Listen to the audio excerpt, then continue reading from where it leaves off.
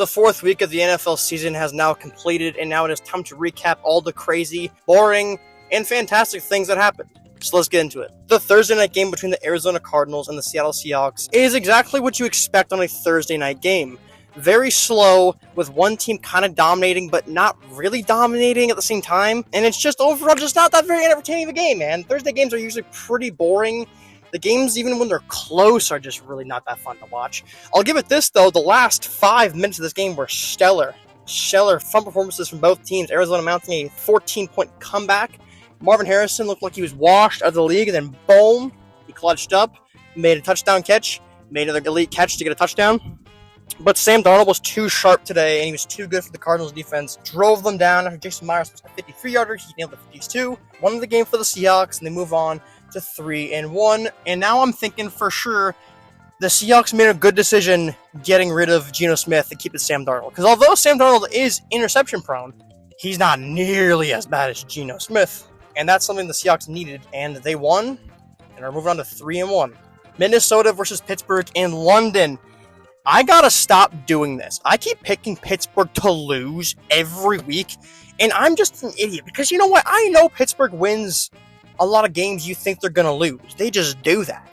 And they're going to lose the games you think they're going to win.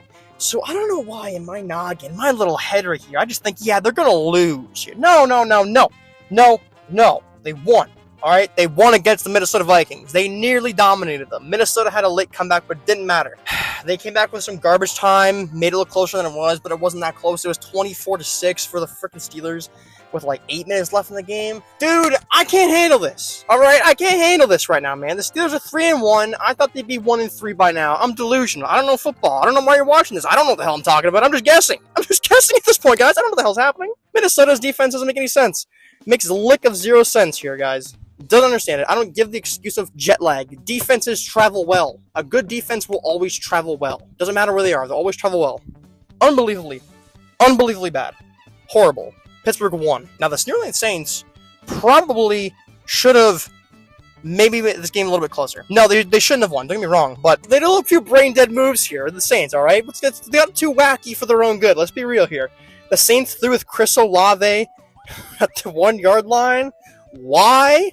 Chris Olave has had like 4 concussions in the last 8 months because of Derek Carr's tyranny, and now he's with Spencer Rattler, who's also trying to give him more brain damage. Why did you think that was a good idea, Kellen Moore? Why did you think that was a good idea? Think you're going to have to smart the Bills? Would it fool Sean McDermott? Yeah, it would fool Sean McDermott. But I think you overdid it yourself, causing too much thing to happen. Just run up the middle with your running back who can break a lot of tackles. It's not that hard. It's simple maths here, guys. It's simple maths. The Bills actually didn't play that great of a game. Josh Allen had good stats, but I didn't like how he played. I thought Josh Allen played a little more of his old-style Josh Allen, where he's being a little weird and wacky, when he's thrown into quadruple coverage with Keon Coleman or quadruple coverage to Curtis Samuel. I saw that today. I think he was like, we're facing the Saints. I can do some wacky shit, and I think that's what was going through his mind today. But overall, it just worked out for the Bills so much. They're 4-0, probably the best team in the AFC right now. I don't know who else you could say besides the Chargers, but we'll get to the Chargers in a second, but I don't think they are. Good win. Wow, I need to know about the Titans kicker here. What's his name? What is this man's name?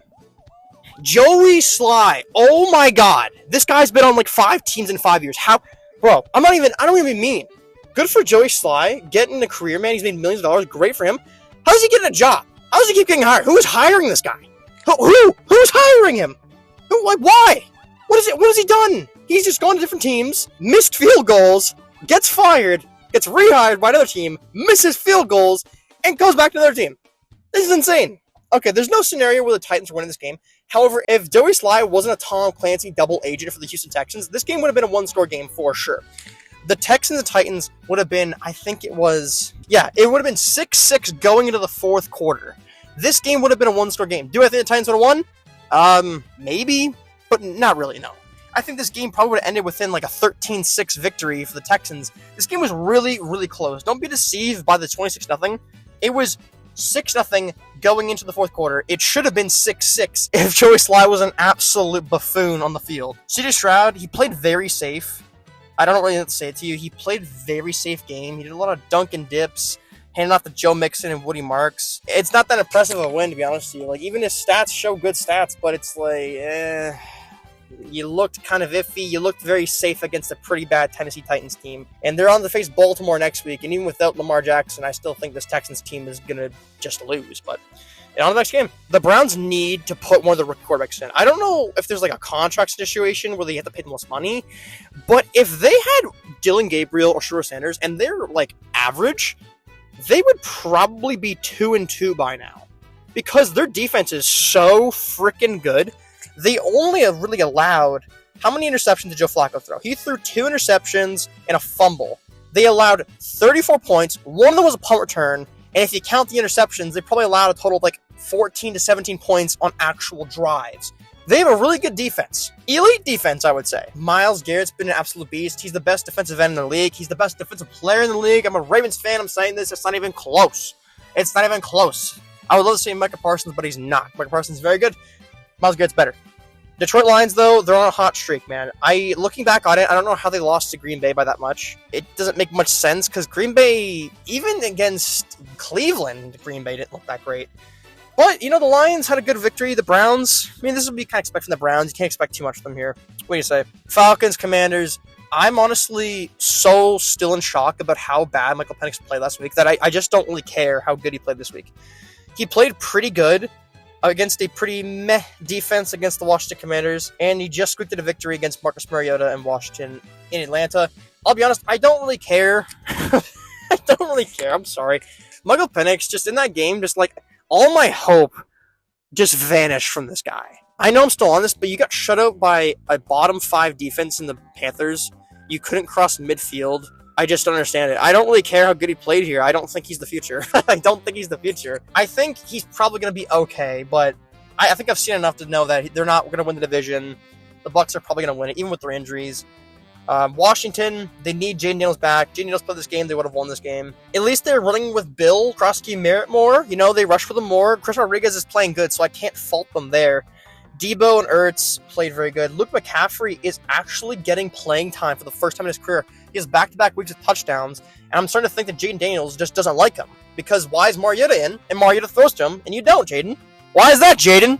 Well, Penis threw to London, he threw to Robinson, he threw to Pitts, he threw to all the boys, got the job done.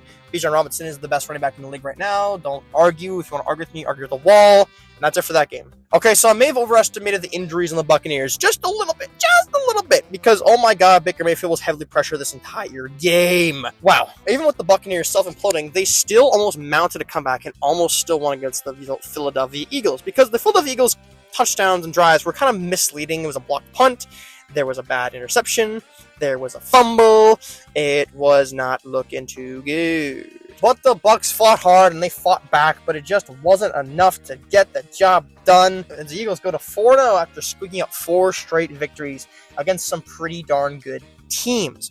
Now, the Buccaneers are a little bit shaken up now because Baker's hurt. Tristan Wirfs is playing, but he's still banged up. Bucky Irving had a fumble, which isn't great. Mike Evans is gone for a few more weeks. I still think they got this division in the bag, but it is concerning how many injuries they're piling up, and it probably will take effect on them eventually. Wow. Wow. Okay, everybody, relax a second. Relax. Everyone relax. Bryce Young had 0 turnovers today. No picks, no fumbles. All right? All the running backs, 0 picks, 0 fumbles. The receivers had 0 fumbles. Okay? The Patriots won 42-13. Do you know how hard it is to get 42 points scored on you when there's 0 turnovers? Do you know how hard that is? Holy crap. Drake May played a very good game. He's solid. I believe Drake May is the 3rd quarterback ever to, for the first 4 games of a season, have a 110-plus passer rating while throwing and rushing touchdowns in multiple different games. The only other quarterbacks that did that were Josh Allen and Lamar Jackson. So that's good news, Patriots fans, because Drake May has looked sharp so far. 7 touchdowns, 2 picks. Looked very good. Bryce Young just didn't play very good. He didn't turn over the ball, but the Panthers' defense is just that bad. Again, how'd they shut out the Falcons? Even with Michael Penix playing bad, there's still Bijan. Bijan alone should allow you to get at least 10 points on a bad defense. I don't understand this, man. It's crazy. All right, so still, Mike Vrabel has still been rushing with Ramondre Stevenson, Moore, and Gibson. I still don't know why. Henderson averaged more yards than both of them. He got a touchdown. Just stop. Stop putting Stevenson in. You're gonna lose another game because of him. You're gonna lose another one. It's gonna happen. No one's gonna feel bad for you because I won't feel bad for you. Jackson Dart era has begun in New York. I think so, at least. Jackson Dart, first start, pretty solid. Only threw 110 yards, got a passing touchdown, 96 pass rating, and rushed for a touchdown. He looked pretty solid against a pretty solid defense. Justin Herbert self-sabotaged the game. Don't know why he did that, but he did. Martin Hampton broke out finally. That's great. Quentin Johnston's great. I need to know something. I'm not a film watcher on receivers. Is Ladd McConkey having a down year? Is he, just not as good this year? Because at first I'm like, oh, no, they're just catering more to Quentin Johnston. But I don't really know what's happening with Ladd McConkey. Because he had 6 targets for 1 catch. And I don't know if it's, just a mental thing or maybe they're not on the same page. But he's just not playing as good as Quentin Johnston. That's a crazy thing to say. He's not playing as good as Quentin Johnston or Keenan Allen. And that's just that's concerning if you're a Chargers fan because you want that guy to be tip-top shape great. The Giants' O-line still played pretty horrible. They got sacked 6 times. One guy in the Chargers named Tululi, I'm not going to begin to pronounce his last name. He had 4 sacks, though. And I'm just thinking, man, how the hell did the Giants win this game? Somehow they did. So, Giants fans, you live to survive another week. Playoff hopes are still alive, I guess. Jaguars-Niners. Well, I was wrong about this game, all right? I thought the Niners were still strong enough to beat the Jacksonville Jaguars and take care of business at their home turf. But apparently, I was not right, as the Jacksonville Jaguars walked all over this team offensively and looked pretty damn good defensively as well. I don't know what their changes at the defensive side of the football. Maybe a new DC, but it's looked a lot better. Their linebackers have looked great. Their corners have looked very good. It's just a different team this year. Even with Trevor Lawrence playing like a psychopath, it doesn't matter because their run game is so good. Their defense is playing so good. Their special teams is very good that they're just winning games. Now imagine if Trevor Lawrence was the guy we thought he should be and how much better they could be. Bam! Super Bowl contending team right there. But they're not. Why? Trevor Lawrence. Liam Cohen, like him a lot. San Francisco, they're just so injured. It's really tough to see right now. McCaffrey is having a strange year because his receiving side of the ball is insanely good. Rushing the ball, not good. 3.3 yards per carry, 225 yards, averaging 55 yards a game. It's not as good. It's clearly not as good for McCaffrey. I can't blame him too much, though, because he's literally their best offensive weapon still. But you know what it is. Who would have thought the Colts would be one of the funnest teams to watch this year? Not me. Not me, everybody. Not me. Calling me blind. I did not think the Colts would be this fun to watch. The Colts have had great games this year, surprisingly. 2 bangers, and a third one right here where they actually blew the game. They had the lead by 7 with less than 4 minutes to go, and they lit up 2 touchdowns and lost the game. But it's all right because they lost to the Rams, and the Rams are one of the best teams in the NFL. And they have a superstar receiver in Puka Nacua who is lethal right now. Averaging 125 yards a game. He's on pace for 2,000 yards. I'm not saying he's going to get 2,000 yards, but he's on pace for 2,000 yards, which is insane. Puka's a dog. We love Puka around here. Daniel Jones had his first game where he came back down to earth. 1 touchdown, 2 picks. This is the first Daniel Jones game we expected this man to do, and he just delivered on all cylinders. Adonai Mitchell, what the was that?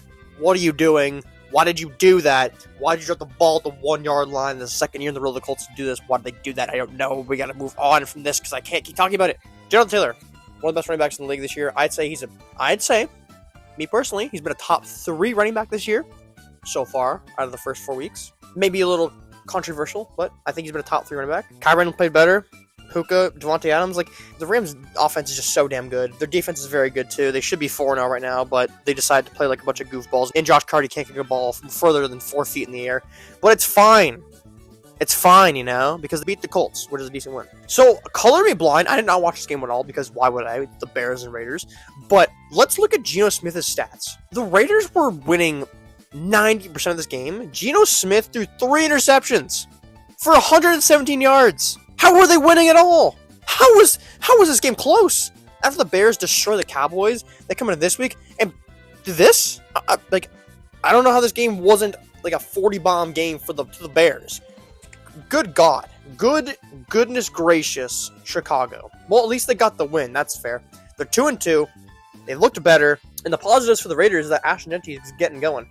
Because some goofballs on the internet thought this guy was not good because of his play. Look at this stat right here. Look at that. Yards after contact. That is Ashton Jeanty. That is a sign of a good running back who's being held back by a shitty O-line. And if you look at that today, you got to show his promise. 138 yards, 3 touchdowns, 6.6 yards per carry. That is the guy we were waiting for right there. Great running back. He was never playing bad. It was always his own line. The Bears, on the other hand, Rome Odunze has been a stud. Rome Odunze is blossoming into a star this year. He was kind of overshadowed by, like the Malik Neighbors and the Brian Thomases last year. Even Marvin Harrison to an extent. But he kind of got left out of the fold, and this guy is booming right now. 5 touchdowns in 4 games. He's looking like a stud. Great pickup from the Bears, obviously. Getting more onto it. The Bears are just getting better each and every week, and I actually kind of like what I see from them. Their next 3 games are actually very winnable. Washington, New Orleans Saints, and Baltimore. Baltimore's going to be without Lamar Jackson. So those are 3 winnable games for the Chicago Bears right there. Even after that, they got to face the Giants and Bengals. Maybe the Bears go on a win streak, man. You never know. Never know. The Raiders, though, they suck. They just absolutely suck ass. The offensive line is so bad. Even the O-line the last 2 years was decent. For some reason, it was decent, and now it just sucks. It just went down the gutter, and it sucks now. Maybe Pete Carroll could turn things around, but you're paying Geno so much money, and you can't really bench him, because if you bench him, you're going to be a bunch of idiots. But it is what it is. Okay, I already posted the video on this. Everyone knows how I felt this game. Lamar Jackson is hurt. The defense sucks. John Harbaugh is secretly working with Al-Qaeda. We know the basics of this game, but we'll deep dive a little more into this. Patrick Mahomes played really good. And that pains me to say, for a guy like Patrick Mahomes, who's had a struggling season last year, and for the first 3 games this year, he struggled. He played his best game. He played damn good. He had great throws. He had great reads. This is the best Patrick Mahomes game he's played so far this year, and probably the best regular season game he's played in the last 2 years. And it was against the Baltimore Ravens, because for some reason, always plays good against Baltimore. He always does. Lamar Jackson probably had his worst game in the last 2 seasons against this team. Even though he played 3 quarters, he was not good. He had a good drive, but it's a scripted play drive. Who cares? Once they got into the nitty-gritty, Kansas City was freaking reading this guy like a book. They were playing with this guy. They knew his every move. Lamar Jackson, the hardest quarterback to predict what he's going to do, hardest guy to coach against. Steve Spagnuolo is like, this is like pizza on Friday, just hand out slices to everyone on the defense. This is easy money. Unless something drastically changes, like the Ravens and Lamar Jackson are never going to beat the Chiefs. They're just never going to beat this team. It is the same story every single year. They contain Lamar Jackson. They force him to throw. He gets picked off. It's the only team. The Chiefs are never the best defense in the league. They're never the best defense in the league. But for some reason, Steve Spagnuolo reads this guy like a book, and it works every single time. Even when the Chiefs are playing bad, it works every single fucking time. I don't know what to do. Zachary Orr, I respect you as a player. You made it to the NFL. You had a few years playing linebacker. You got a defensive coordinator job. Good for you. You're not ready for a DC job. You should go back to like a linebackers coach, secondary coach. He's very young. I don't doubt he could be like a secondaries coach or linebackers coach, gain a lot of experience, and then become a defensive coordinator again. Right now, he's just not it. It's just not it for him. He's not ready for this job. John Harbaugh should have known he's not ready for this job, but he hired him anyways. But it is what it is. I wish him the best of luck, because he's probably getting fired this year. The Ravens are cooked. Matabike, his career might be over. It sucks. But I want to say, I think he did get a big contract. I think he had a huge bag. So if his career is over, that is awful. That does suck. But at least he did get a huge bag, and at least he made a lot of money. So I hope it's not his career over, because he's a great player, and he's just a great guy to have in your defense. I wish him a speedy recovery, Matabike. It sucks. Yeah, the team's kind of screwed. They're not going to compete with any team, even with Lamar Jackson coming back. What are they going to do? Beat the Chiefs? No, we know that's not going to fucking happen. Are they going to beat the Bills? No, that's not going to happen. Are they going to beat the freaking Chargers? I don't think so. Did they beat the Colts? I don't think they beat the Colts. I genuinely don't think they beat the Colts.